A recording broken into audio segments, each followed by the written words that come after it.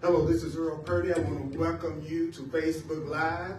I want to welcome you to A Course in Miracles. A Course in Miracles. The Course in Miracles teaches that if we see things in a loving way, if we forgive and get off our stuff, that's a miracle. If we get off our position for a minute, see things in a new way, forgive, be truly loving and connected, be right-minded, the Course in Miracles says that's what a miracle is.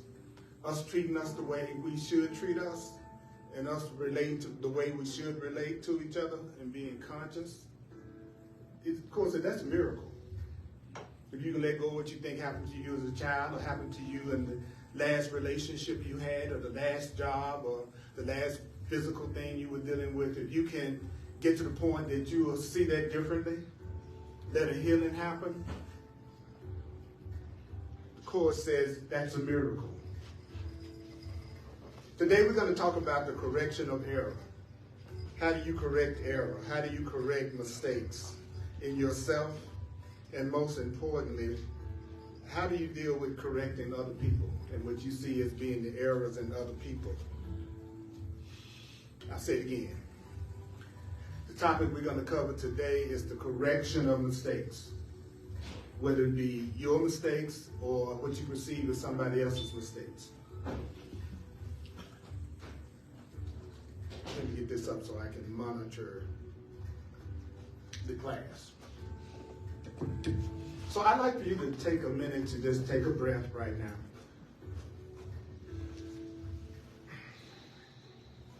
And if this is the first time you watched one of my classes, or if this is the first time you've been here, let me give you the guidelines for the course.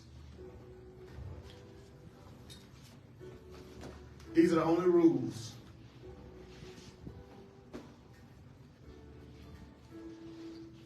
Remember only this.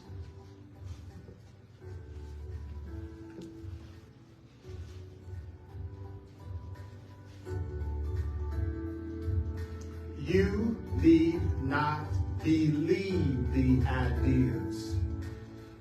You need not believe the ideas. You need not accept the ideas.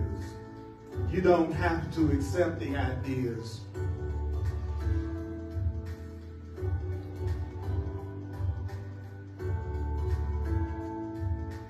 You need not even welcome the ideas. Say what? I don't care if you welcome the ideas. You don't need to welcome the ideas. You don't need to accept anything that you hear me say. You don't need to accept anything that you hear me say. You don't need to accept anything that you hear me say. You don't have to believe anything that I say. Some of the ideas, I guarantee you today, you may find hard to believe. That I said some of the things you may find hard to believe. Some of the ideas you may actively resist. Some of the ideas you will find hard to believe. And some of the ideas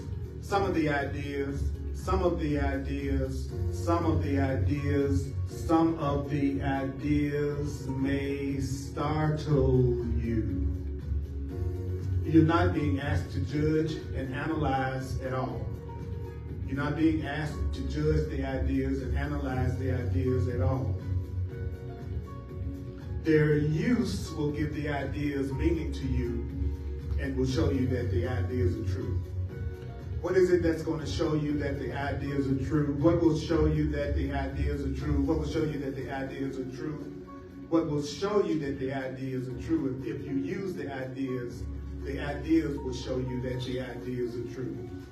If you use it, this could be just something that you come to and listen and don't remember, or it could be something that you get some ideas that you want to use. And so I am very grateful. I'm very grateful to be here with you. You grateful to be here with me? I'm grateful to be here with you. Today I'm going to test your open-mindedness. So how many of you see yourself as being a pretty open-minded person? Anybody? Just raise your hand. If you think you're pretty open-minded, okay? And you know the rules, right? Which is you don't have to believe it. I'm not trying to convert you. Okay, so here we go. We're going to be on the correction of error in the text. It's on page 166 in the text.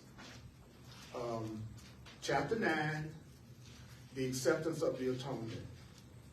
The acceptance of the atonement. What is that? What is atonement? It's the undoing of error. So when the Course in Miracles says atonement, one of the definitions of atonement is the correction of error, or the undoing of error. Those of you who are students of the Course, who are studying the Course, I really want to take my almost 44 years, and I want to really be helpful to you and make reading the book easier, getting the benefits of the Course easier. And remember, the Course in Miracles has its own definitions of the words that it uses, and it explains itself as it goes along. So if a person is reading the Course in Miracles correctly, they don't feel a really big need to constantly analyze what they just read. That's how you can tell that you're not actually paying attention to what you're reading. Because every question, everything it's saying, it's explaining what it means in the very paragraph it's saying it in. Y'all hear what I'm saying? So your stopping to figure it out means you're not paying attention to what's on the page in front of you. If there are a lot of tricks, I love this book. I've read the text at least a couple of hundred times, I'm sure by now. And every time I do, my life gets better, I get saner, and I'm giving other people less hell.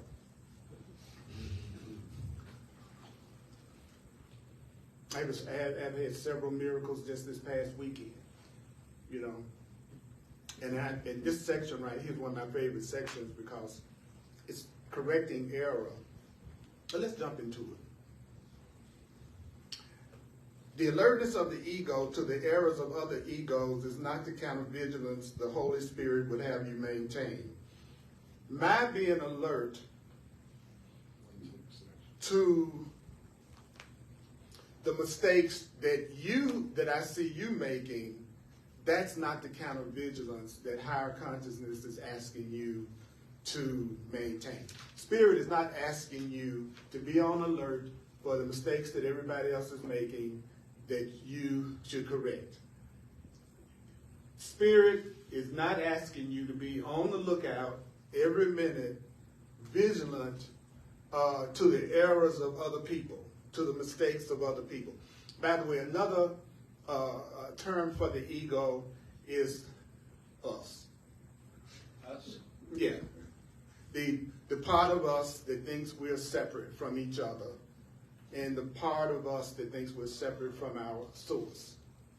I think I'm separate from you. Don't you think you're separate from me? Okay, that's what the Course calls the ego. The ego is the part of us that believes we're separate from each other, that believes we're on our own, all alone.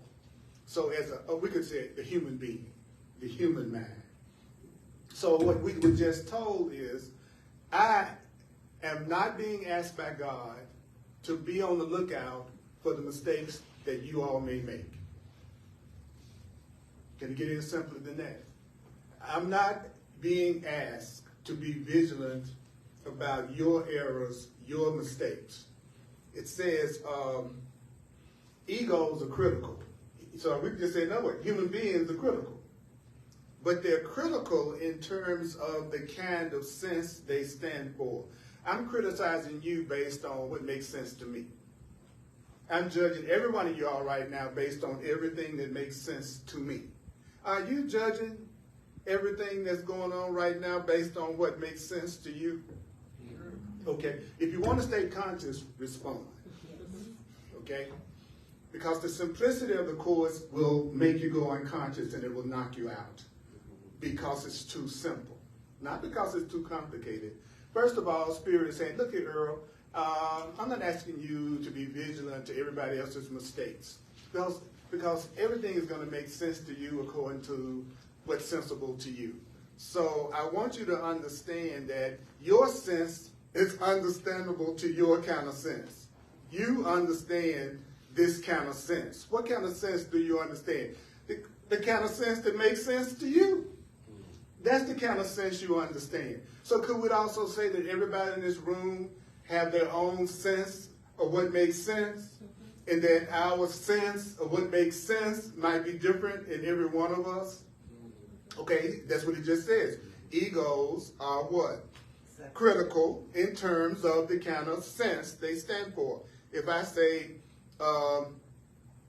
you don't wear a cowboy outfit to church, and that makes sense to me, and you wear one, will I not be critical of you based on what makes sense to me? Okay, and that's what the Court says. People or egos understand that kind of sense. Why? Because it's sensible to you. And now what does the next line say? To the Holy Spirit, your kind of sense makes no sense at all. So the Course is saying to love and to a loving mind, to your conscious self, to your spiritual self, to your real self, the kind of sense that makes sense to us doesn't make any sense to it at all. So let's say you're a fearful person. That's another word for the ego, right? Let's say you're a fearful person, and I'm a loving person. Okay, if I'm a loving person, I'm going to be undefensive, I'm going to be open, I'm going to be kind, I'm probably going to be a lot more affectionate and trustworthy, loving, and open, right? So if I'm a fearful person, then I'm usually judging everything based on what makes sense to me. And what makes sense to me is what I'm giving the meaning to everything I'm looking at. So the way I'm feeling is really coming from what makes sense to me, right? I'm afraid because of what makes sense to me, that I should be afraid. My point is, the Course says none of the things that we do from a perspective of being separate and guilty and unconnected, it doesn't. What a fearful mind doesn't make any sense to a loving mind. The more open I become, the more it doesn't make sense to me to see how distrustful and suspicious it looks like other people are. The more you become loving, you want your freedom, so you can't understand how people don't allow themselves to be free or let another person control them. The more you recognize the truth, the more the way that people in the world think doesn't make any sense to you.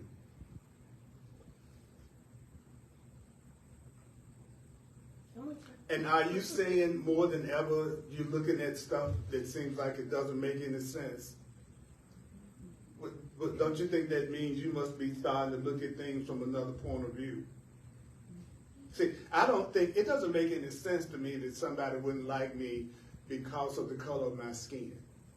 See, that doesn't make any sense to me. But to somebody that was raised to fear people who have the color of my skin, being afraid of me would be what? Sensible. All black people steal, so I'm going to make sure no black person comes to my house.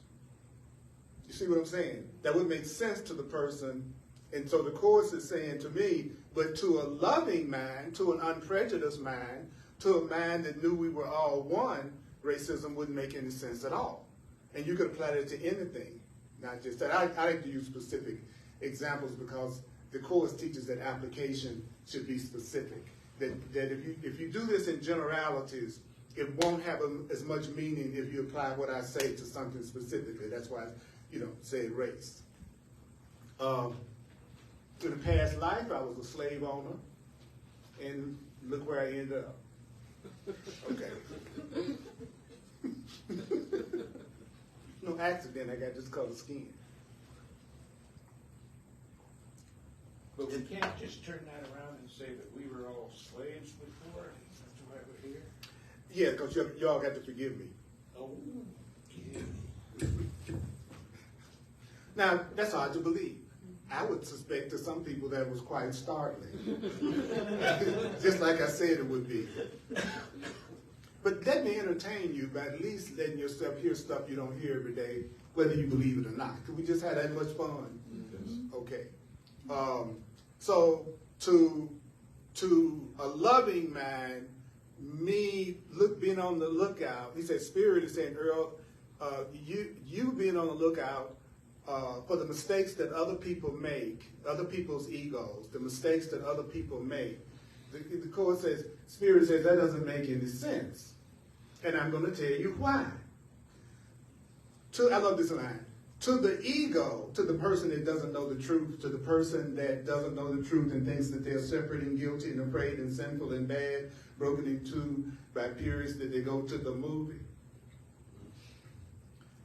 He said, those people, the regular person thinks it's kind and right and good to do what? Point out your errors and correct you. So of course, it's an unconscious person, a person that doesn't know the truth, they're constantly pointing out what people are doing wrong and then correcting them or wanting to correct them. So they, all day long, they're looking at what's wrong that needs to be corrected. I'm looking at something else that's wrong that needs to be corrected. I'm looking at another mistake you're making that needs to be corrected. Not only do I need to correct it, this makes perfect sense to me. It makes he says, a fearful man, a man that doesn't know the truth, a man that doesn't really know the truth, it says it right here, that makes perfect sense. So can we admit that it does make perfect sense to us to look around, see things that we think are wrong, and then feel like we need to correct that? Can we all agree? Well, that's what it just said. It said it makes perfect sense to the ego. To the wrong mind, it makes perfect sense. Okay? So another thing you could substitute for ego would be wrong-mindedness. And Holy Spirit is right-mindedness. Now, why is it that I would try to point out your mistakes and correct your mistakes, and that would make perfect sense? He says, well, the reason why you're trying to correct somebody's mistakes is that you're unaware of what errors are, and you don't know what correction is. So the Court says, the reason why you're trying to correct everybody else is because you don't know how real correction is made. Because you don't know what real correction really is. You do it the way that most people would do it. And the way that most people would do it would be, I'm looking out, vigilant for your mistakes, and I'm going to correct them. That's what we've been taught. So the Court says, well, of course, that means you don't really understand how mistakes are really corrected. Because if that's the way most people approach it, and we see how many mistakes still seem to be going on in the world, well, it's pretty obvious that evidently doesn't work, because most people will agree that the way you go about things is be hyper-vigilant against the mistakes that somebody else might make, and then to figure out that you fix that or correct that in some way. So the Course in Miracles is saying that means you don't really know how mistakes are corrected, because if that worked, you would already have had your mistakes already corrected and everybody else's, especially considering the fact that most people think it's about me pointing out what you're doing wrong and then fixing it.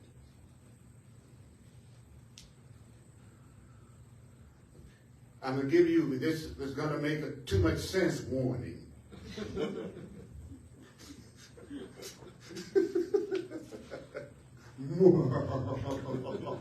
I love the diabolical laugh.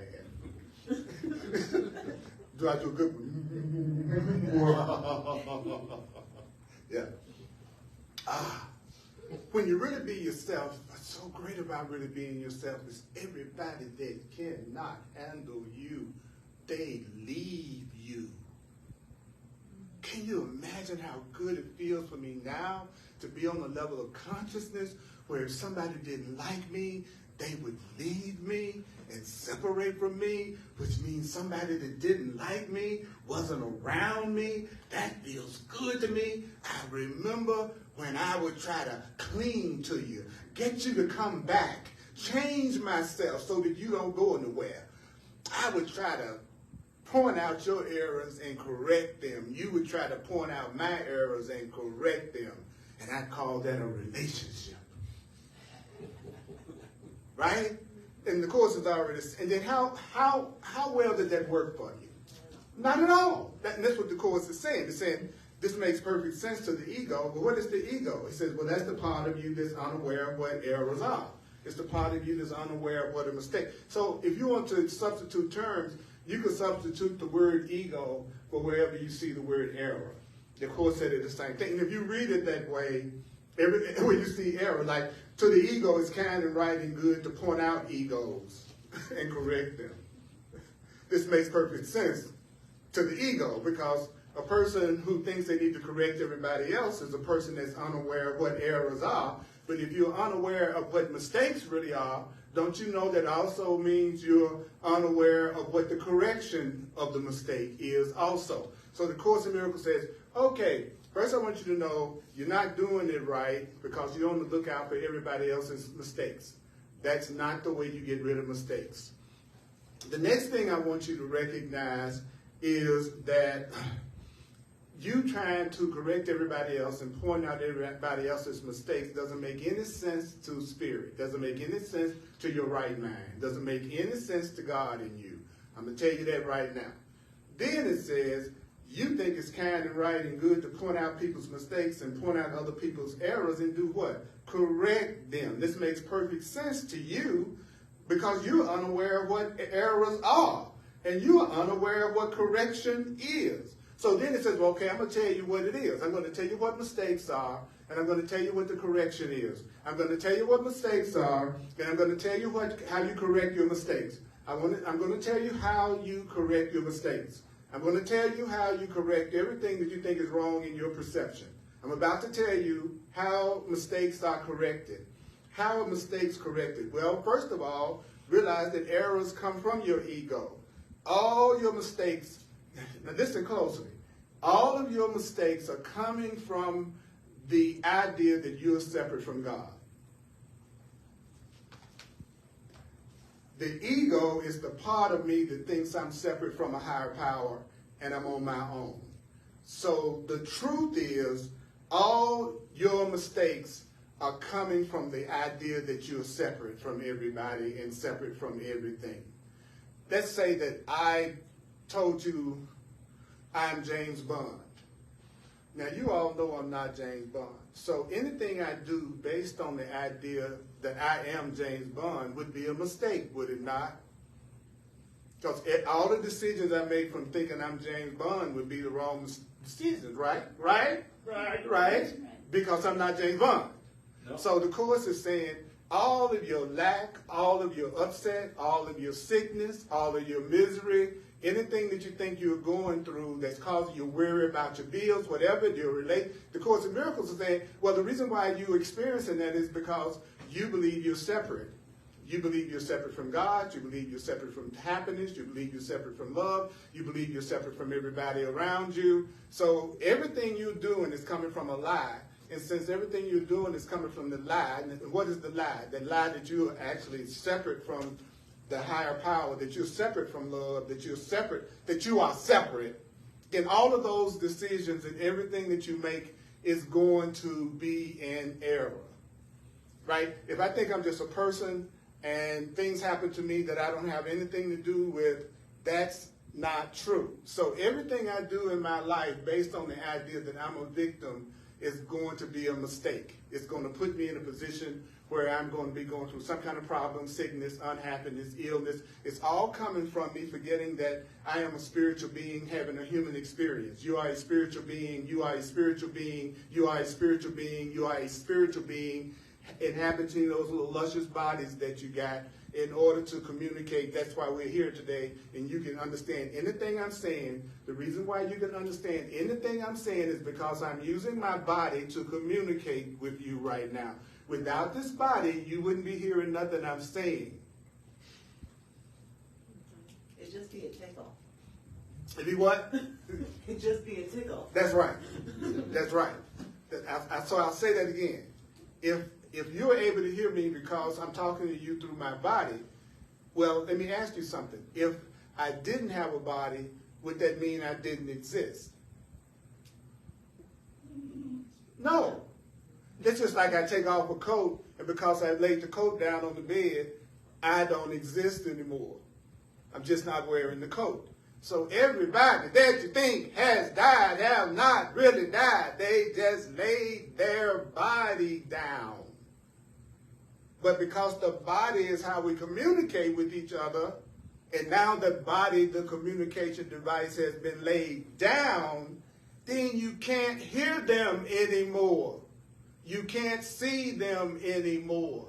So you think they're dead, but they're just unheard and unseen. You need not believe the ideas. You need not accept the ideas. Well, what's that got to do with my MasterCard bill? Get to the point.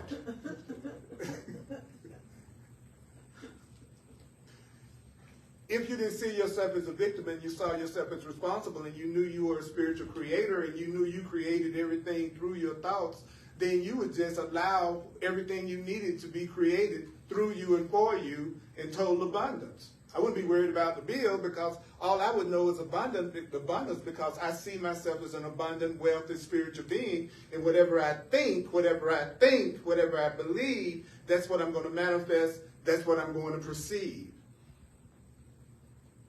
So the fact that I think I'm a person that's out here trying to make it and being afraid and trying not to be afraid, that idea creates the circumstances that make me believe that's true. I think I'm a victim. I manifest things that prove to me I'm a victim. I think I can never be wealthy. Then I manifest lack to prove that I can't do that. The only thing your perception ever does is witness back to what you believe. The only thing your perception ever does is just witnesses to what you believe. Your perception doesn't necessarily witness to the truth. It witnesses to what you believe. So the Course in Miracles says, so if you want to correct your mistakes, you need to relinquish your ego. Now, what does that mean? To correct mistakes, all you have to do is learn how to relinquish the idea that you're separate from each other and that you're separate from God. I'll say it again. To get every part of your life in a peaceful perception, all you have to do is learn how to relinquish your ego, to let go of your fear. Learn how to let go of your fear. Learn how to let go of your anger. Learn how to let go of your guilt. Learn how to let go of that false idea that you don't have a creator that you can always depend on. All you have to do is relinquish your ego. Let go of the idea that you're separate from your source and separate from that which created you, and that you're separate from love, which is that you're different from love. See, the Course says to be separate means to be different. To be separate means to be different. So when I say separate from God, I'm saying let go of the idea that you're different from God, or that you're different from love, or that you're different from freedom. See, I think I'm different from happiness when I'm sad. If your life is boring, you just have boring thoughts.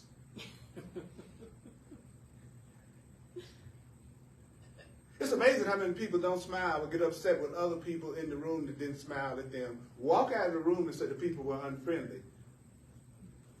But you were the one that was unfriendly. You were the one that didn't smile. You were the one that didn't, you know what I'm saying? And that's understandable. You go into a new situation, you might feel like you don't know a person, you know. And so that makes sense to me that you would want people to extend to you and show you that you're welcome. That's why it's so beautiful whenever someone comes that hasn't been here before, if we make a point to always reach out, because you know how it feels to come into something new, and then you got this black dude with heart shirt on talking stuff. You waiting for me to break out the Kool-Aid in any minute.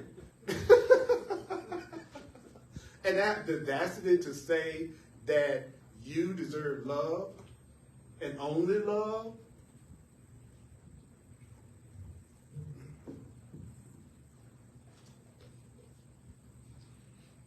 So how do you do that?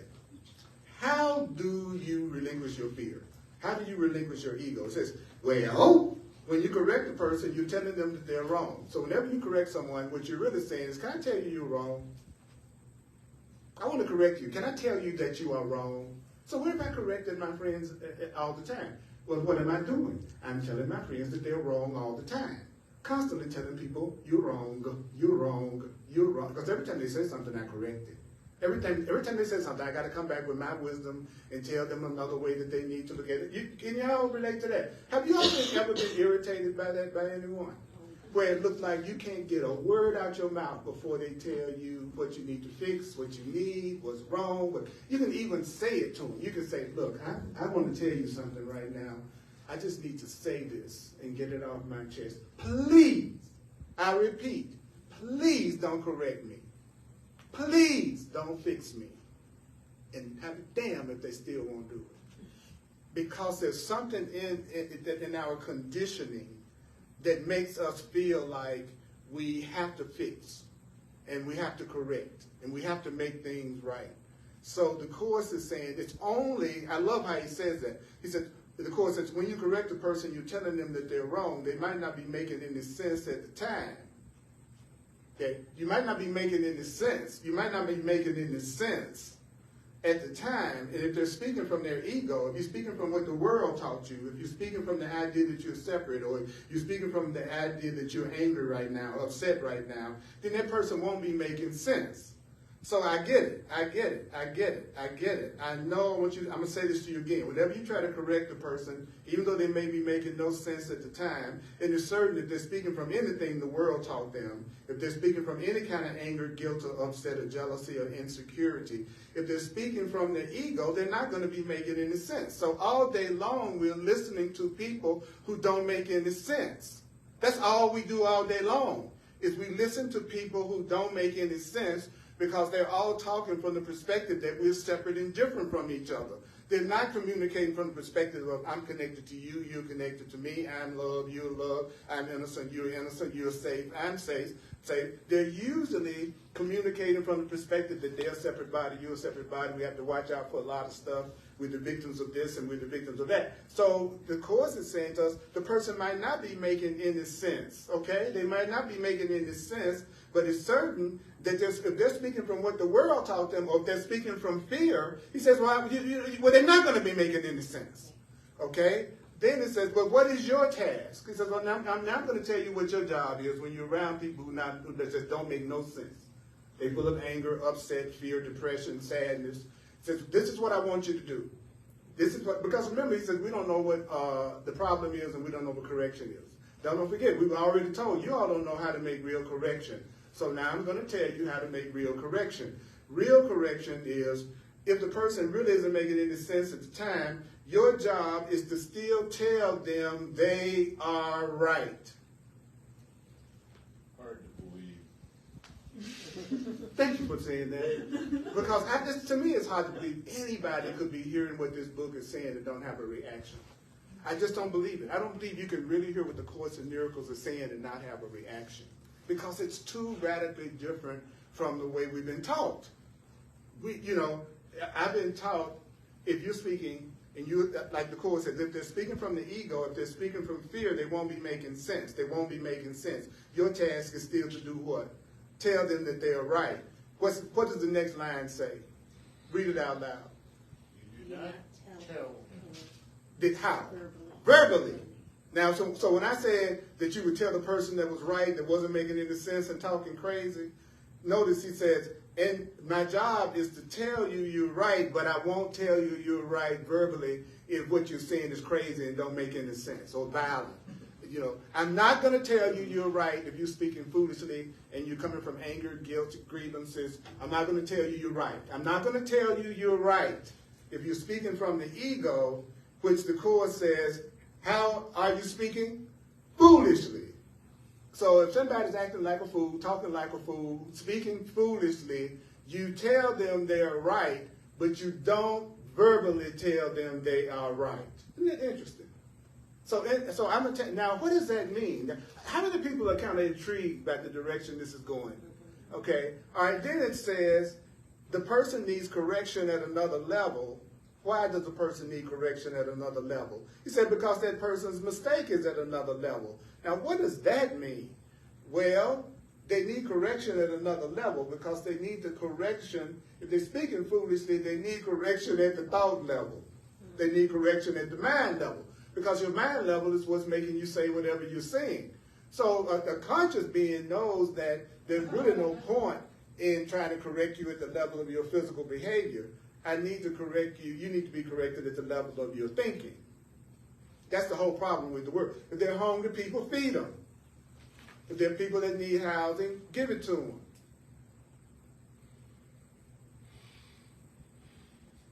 But we haven't reached a level of consciousness that we believe that yet. So the course would call that us not making any sense. That's what the course would call not making. It doesn't make any sense that y'all act like you all are dealing with issues that couldn't be solved if you would really just share with each other. So to a conscious person, the way that we do things doesn't make any sense. And Spirit has already said, I know it doesn't make any sense to you, Earl. Now the next thing I want you to do is don't say anything.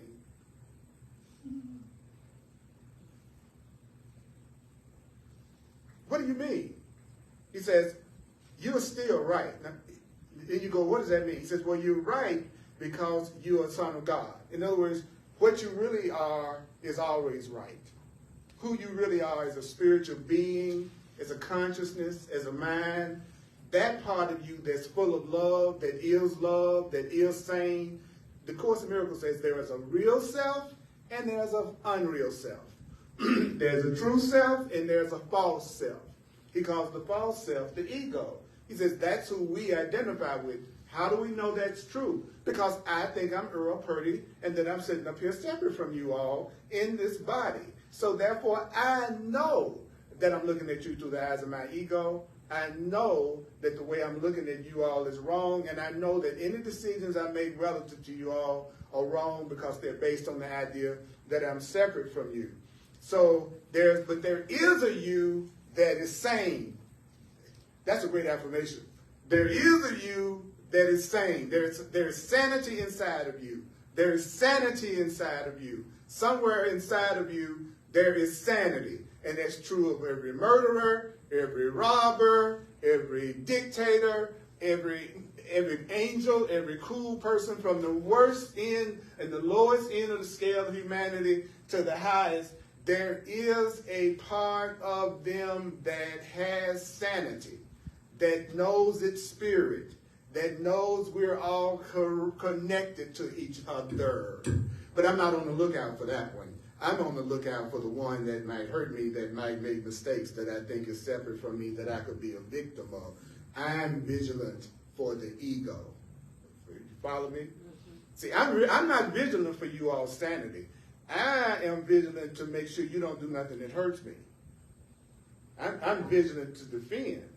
I mean, that's what and I'm looking for someone that I think can protect me in some way in the relationship and help me feel safe, and that I'm not alone here. And to make sure that I can stay with them, I'm going to be very vigilant for the errors and mistakes that they make that I'm going to fix and point out to them out of my love, right? So the Course is saying to us, and this is really cool. It says, now, I want you to bronze this statement. Your brother's ego, the other person's ego, the other person, the part of that person that thinks it's separate is always wrong. Yeah. No matter what it says or does. So anybody that thinks they're separate from me at a spiritual level, they're always wrong. It doesn't matter what they say. It doesn't matter what they do. It doesn't matter what any of you all say. It doesn't matter what any of you all do. You're wrong. And it doesn't matter what I say. It doesn't matter what I do. I'm wrong. When am I wrong? If any of my decisions and perceptions is coming from the perspective that you all are separate and different from me. That's what it means. So you don't have to worry about anything regular people say is wrong. Even if what they're saying seems right, is wrong. Because it's based on the idea that we all separate from each other and victims of things that are outside of ourselves. You follow what I'm saying? So yeah, you understand that language because you learn that language, so you can communicate with people who look at things that way. But now as an awakening spiritual being, you have to remember that nothing that they're saying is the truth, because nothing that they're saying is coming from the perspective that they are innocent and that they are only love and that you're innocent and you're only love and all of us are one with each other and connected with each other. The minute someone comes from a perspective of any kind of victim consciousness, that's not condemning people, though. So if you're misperceiving what I'm saying, then you get upset with me. But that's not my problem. That's your problem. You're misinterpreting what I'm saying. Because the person who believes they're a victim is a person who needs to have compassion and understanding and being taught about their power and to get out of that mindset. But if they're making decisions from that mindset, then they're wrong. You make a decision that you're powerless, you're wrong. You're making any decision from fear, you're wrong. You're making any decisions from the idea that you're lacking some kind of way, you're wrong. Making any decisions from the idea that you're a body and that's all you are is a physical body that dies one day, you are wrong-minded. Now, in the truth circles, in metaphysical circles, New Age circles, one of the most popular sayings is, there is no wrong, such thing as wrong. Everything is the right way. Yeah, you can, ultimately everything can be used to your advantage, but you save a hell of a lot of time if you believe in right and wrong. You know what I'm saying? You know, if you're telling me going out the door is the wrong way to get to the kitchen, that'll save me a lot of time to realize I'm doing it the wrong way. So I don't get the whole big deal that people have about there's something wrong with the word wrong. I don't get it. It's like, what's wrong with somebody letting you know you're wrong so that you'll stop wasting time and hurting yourself and not maybe getting what the thing is you want? Because your mind has already been taught that there's a such thing as right and wrong. So why would we attract a spiritual path that would use the way that we already think? Right? So how do you do that? Well, remember, anybody that thinks they're separate says is ultimately wrong. And so no matter what the ego says and does, it's wrong. So if you point out the errors of another person's ego, you must be looking through yours. What? Yeah, the only way you can see my ego is you have to be looking at my ego through your ego. So it's impossible for you not to have the mental characteristics of anything you see in anybody else. Because you can only see my fear through your fear. You can only see my love through your love. You can only see my innocence through your innocence. So inequalities that you see in me that you don't like, you can only see it through the corresponding quality in you that's just like that. Ooh, I don't like that. I don't like, so much of my feeling special is based on me feeling like I'm better than a few people. Yeah. Yeah, and I'm just pointing out your stuff from a higher ground, right? But don't be, see, my spiritual Earl can see, ego Trish, right? So spiritual Earl can say, well, Trish is selfish, but I'm not. And the Course has said, nah, that ain't the way it works. I can only see selfishness in you through the selfishness in my own mind. So whenever you're looking at anybody, all they're really doing is letting you know what you need to work on in yourself. So that's why there's no need for you to correct them or say anything to them. I'll say it again. If I need to correct the thing I'm about to point out in you, then why don't I just shut up and work on having my own error corrected? Because that's why I'm seeing you that way in the first place. So a conscious being just sees the stuff going on in the world as an opportunity for them to find out what they need to change their own mind about and what they need to work on in themselves. So it's no need for me to point out the error to you, because really that error I'm looking at is in my mind. So now I know Earl needs to work on his selfishness. Let me check in with everybody. This is deep. Are you with me on this? Are you all following what I'm saying? So however you're seeing me right now is in your mind. If you don't like me, it's because you don't like you. There's nothing you can see in me that's not also a corresponding thought in your mind. Okay? So the Course says, I'm going to tell you how Spirit deals with it. It says the Holy Spirit, number one, the right mind doesn't perceive the other person's mistake. The loving mind doesn't even see fear. The loving mind doesn't see hate. The loving mind doesn't see fear. The loving mind doesn't see hate. The loving mind doesn't see anything to get upset about. A mind that's truly loving doesn't see anything that upsets it. So when you have a truly loving mind, when your mind really is no kidding around, your mind is really loving, the Course says you won't be perceiving people's mistakes. You won't be focusing in on people's mistakes. This must be true since there's no communication between the ego and the Holy Spirit. It's never your ego that's communicating with God. It's the same as saying a fearful mind is not in communication with a loving mind. Because a loving man doesn't understand anything that a fearful man believes. And a fearful man, they think the loving man is lying and that you can't really trust the person who's being nice and loving.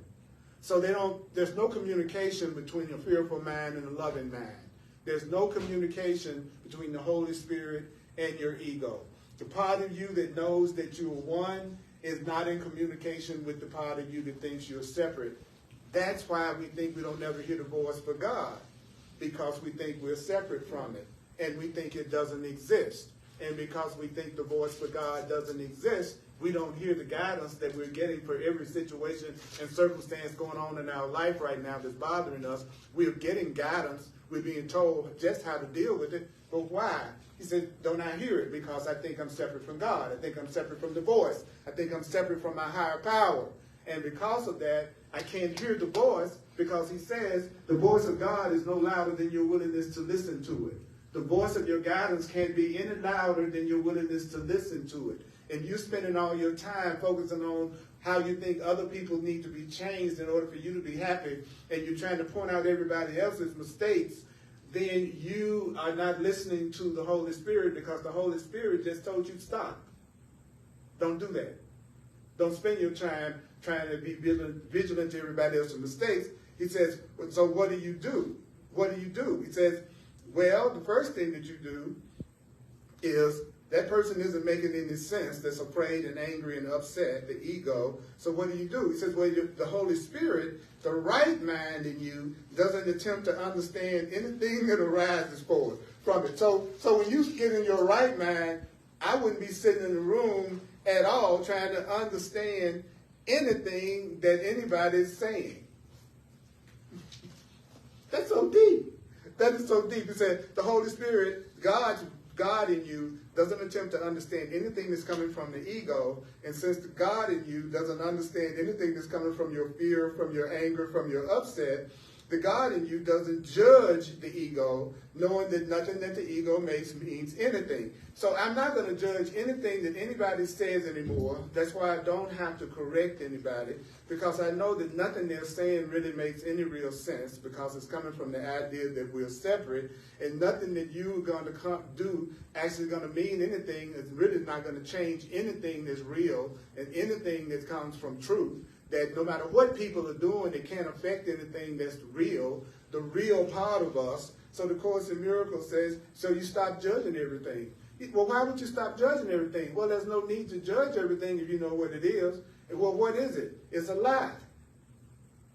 Everything is based on something other than love. So what I'm looking at is ultimately not the truth.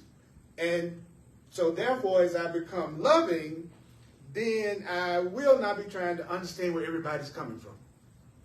And I won't be trying to point out everybody's errors and correct them. Whenever you react to anybody's mistakes, whenever you react to anybody's ego, whenever you react to anybody's fear, anger, guilt, and grievances, the Course says you're not listening to your guidance. You're not listening to the Holy Spirit. You're not listening to your right mind.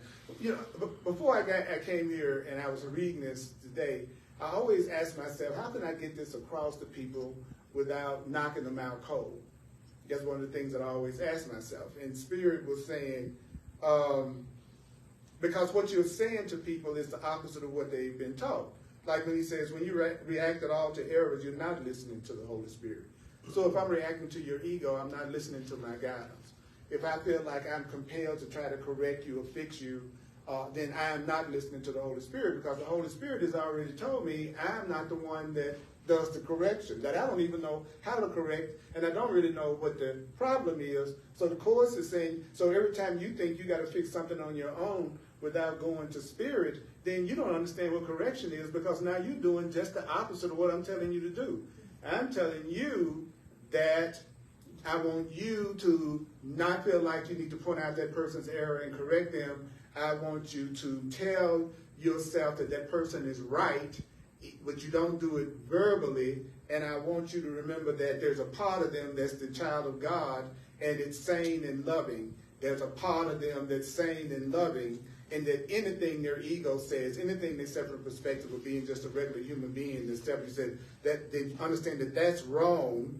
And then I want you to also get that if you want to have peace, stop trying to understand where everybody is coming from, because if they're coming from separation, nothing that they're saying really means anything that's true anyway. See, but that's so different from the way I'm programmed to handle things that it's hard for me to remember that unless I read it over and over again. That's what I tell people. I don't believe, I'm sorry, I just don't believe a person's going to get the Course in Miracles and the benefits of the Course in Miracles if they never read the Course in Miracles and they never study the Course in Miracles or they never do the workbook lessons. Because if the whole thing is about, I'm going to give you the answer to every problem you think you have, but your job is to remember what I told you. How are you going to remember what I told you if you don't listen to it over and over again? See what I'm saying? The Course is about remembering. It's not asking for our wisdom. It's not asking for any more help from us about figuring anything out. It's saying, I'm going to give you the answer to everything you've been wondering about all your life about how to be happy. Okay? I'm going to give you the answer. But the answer is going to be completely opposite to what you're accustomed to doing, which you should hope so, because what you've been accustomed to doing ain't working. So you ought to be glad I'm not saying something that's the way you normally see it. And so what I'm going to do is tell you the way out, but here's the problem. The problem is it's going to be easier than anything you've ever done. The problem is it's going to require less of you. It don't need your wisdom.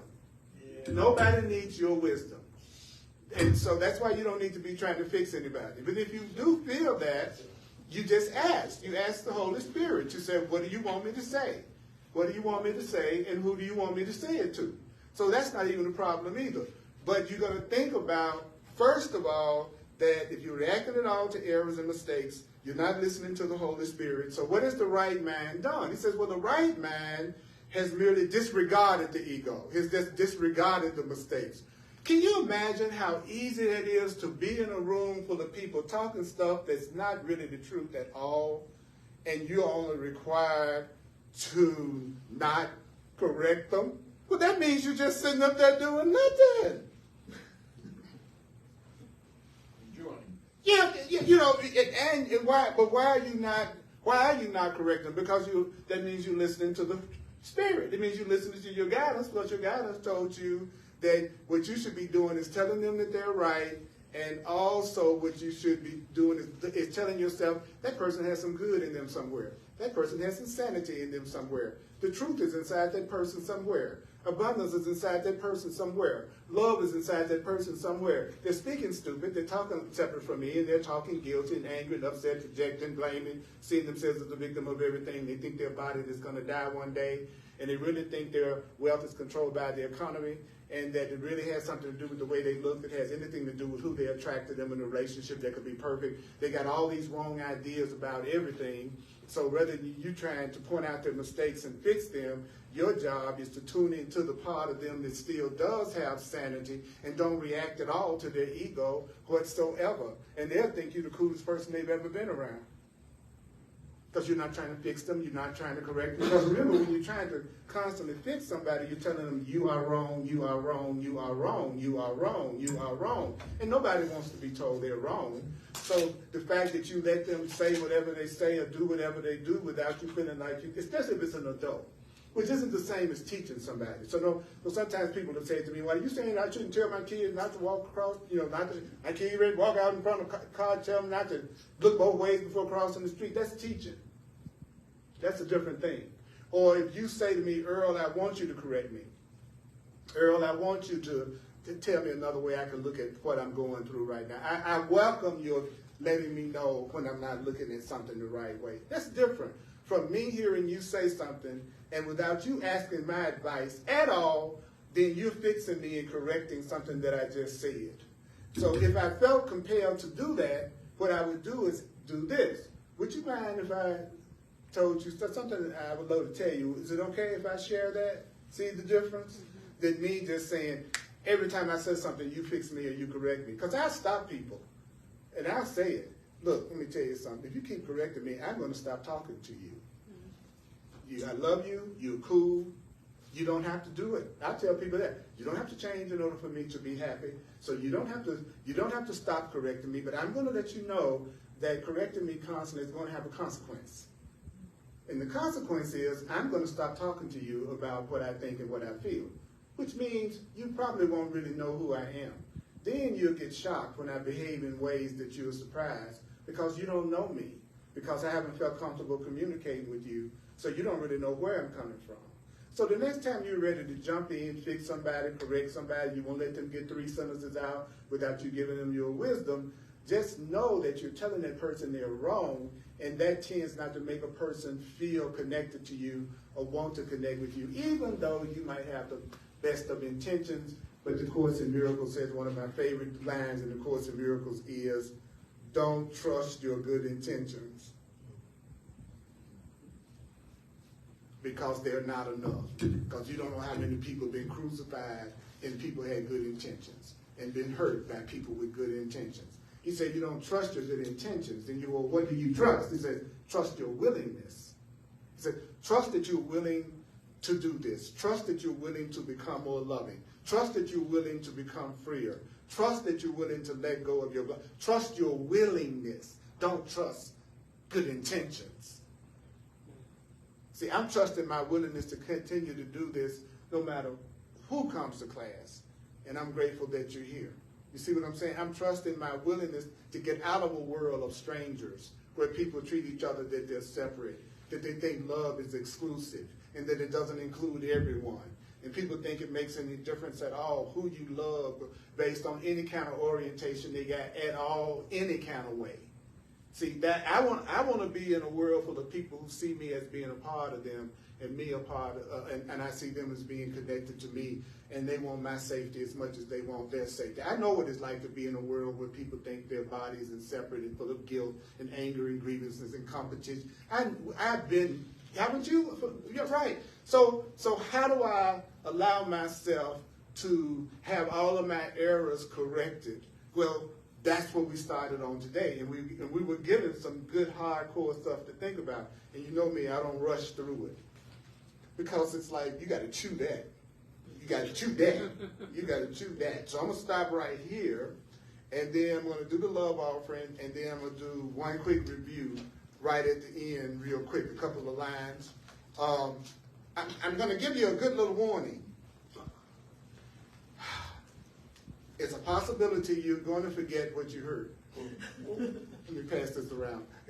I really appreciate your generosity. Thank you so much. You're innocent. Don't forget you're innocent, whether you share money or not. You're totally appreciated, and you're totally innocent. And as a full-time teacher of the course, I really appreciate your generosity. Those of you online, if you'd like to make a financial expression of appreciation, you can use Venmo, Cash App, PayPal, Zelle, or Square. Earl Purdy at earlpurdy.com is the email. Earl Purdy at earlpurdy.com. Earl Purdy at earlpurdy.com. I'm available for one-on-one clarity sessions. I'm available for one-on-one coaching sessions.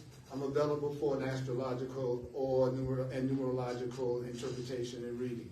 These are all services that I offer. You can self-book a session with me. Just go to my website, earlpurdy.com. Earl Purdy, Purdy.com. And you can self-book a session with me online.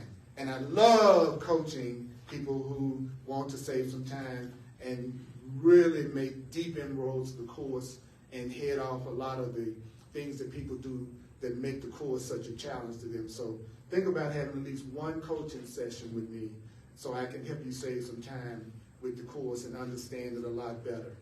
I love A Course in Miracles. I'm here on earth to share the Course in Miracles, and I'm asking for the people who see me as their teacher and resonate with me to let me know who you are by emailing me at earlpurdy at earlpurdy.com.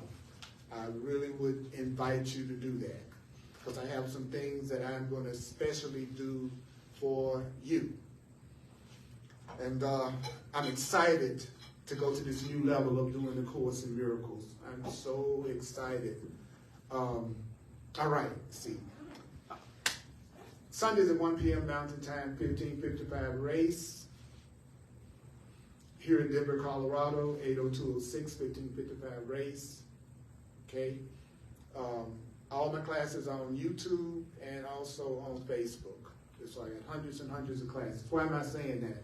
Because if the name of the game is remembering, then the more we listen to it and the more we hear it, the more we change our consciousness. And when you change your consciousness creates your physical perception of reality. So you change your mind, your outer is going to automatically change. So people who believe that you have to change stuff outside of yourself before you change things inside of yourself, that would be an ego perspective. So what do? You leave them alone. What you do with regular people, you leave them alone. You don't try to fix them. You don't try to correct them. You don't try to change them. You remind yourself that they have a part of them that's sane, and that they, who they really are right, which is really deep, because they are a child of God just like you are. If you find yourself pointing out somebody else's ego, you can only do that when you're seeing through your own ego.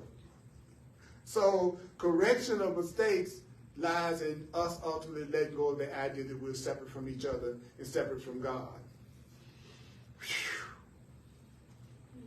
So you're in a room and you're being tempted to correct somebody. You're in a room and you're being tempted to correct somebody.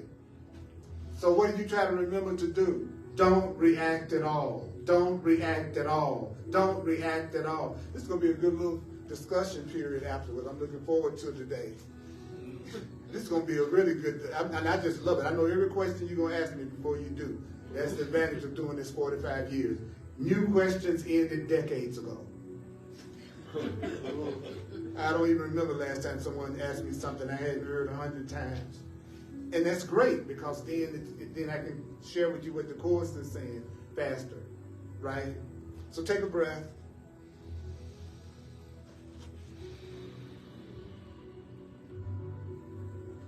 So the alertness of your ego to the errors of other people's egos is not the kind of vigilance that Holy Spirit would have you maintain. The universe spirit is not asking you to be vigilant about the mistakes that you see other people are maintaining, because they're not making sense to you, because they're not sensible to you according to what you believe.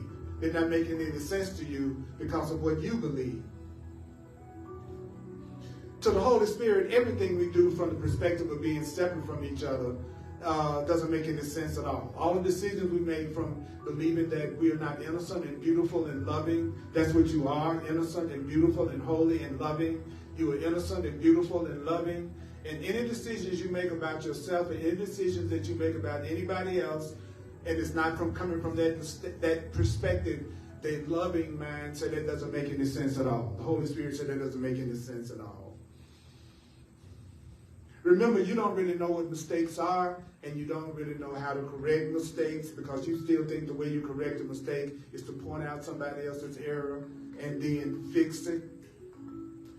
Do you know that when you're telling everybody that they're wrong and you're constantly trying to fix them or change them, that you're telling the person that they're wrong, that you're telling the person that they're wrong? So your job is to still to tell the person they're right. Your job is still to tell that person may be angry, upset, see themselves as guilty, sick. They may even be happy because of something that's happened in the world. Something went right. Something with the way that they wanted it to go. So now they're saying happy. They're having a happy day. A happy day to most people just means the script went just the way I wanted. The script went just the way I wanted. Everything went the way I thought it should go. And so now I'm happy. That's not real happiness. Real happiness never changes. Real happiness never changes. Real happiness only expands. It was created to expand, so therefore real happiness never changes. It's being the way it was created to be. Real happiness never changes. So remember that your job is to tell that person that they are right. There's a part of them that's right. There's a part of them that's sane. You want to say, I know that person seems to be doing things that irritate me, and but really I'm just seeing it through my own irritation. Everything I see in them is in my mind. Everything that I see in them, that's a characteristic of my own ego. So if I see loving people around me, joyful people around me, kind people around me, then that means that that's the way I am. If you're seeing more loving people around you, if you're having more peace in your life, then that's a reflection of what is going on inside of your mind. So don't tell anybody they're right when they're speaking foolishly. The error needs to be corrected at the level of their mind.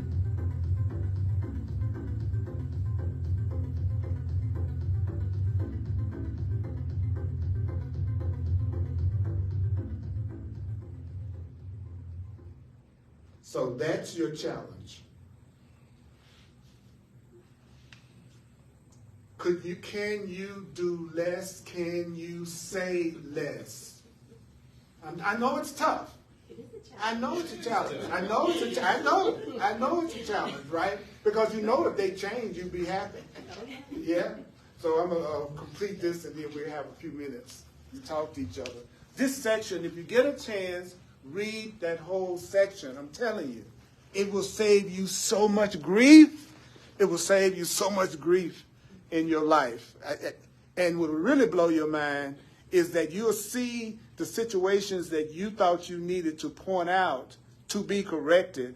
You'll start to see so many of those things correct themselves on their own without you ever saying anything. And it'll freak you out when you start seeing your life getting better because you've shut up.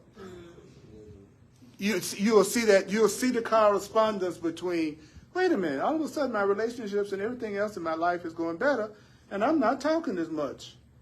So could there have been a connection? Because I was doing it just the opposite of the way that it told me. I was vigilant to point out everybody else's mistakes. And he said, well, what are you doing different? You're not doing that. And if you feel like you need to do it, ask Spirit. You know, what do you want me to say? Just having that one little pause will be enough for the most optimum way of communicating to come through you. And if you're about to go crazy, if you don't correct, you just ask the person, would it be okay with you if I shared this thought that I'm having? We make everything more complicated than it needs to be. Earl? Is that right, Earl? Huh? Love you, man. I'll see y'all next time. I love you. Share this video, please. Please. So it was. Oh, yeah, I hear you, Laurel. Thank you, Earl. It was deep.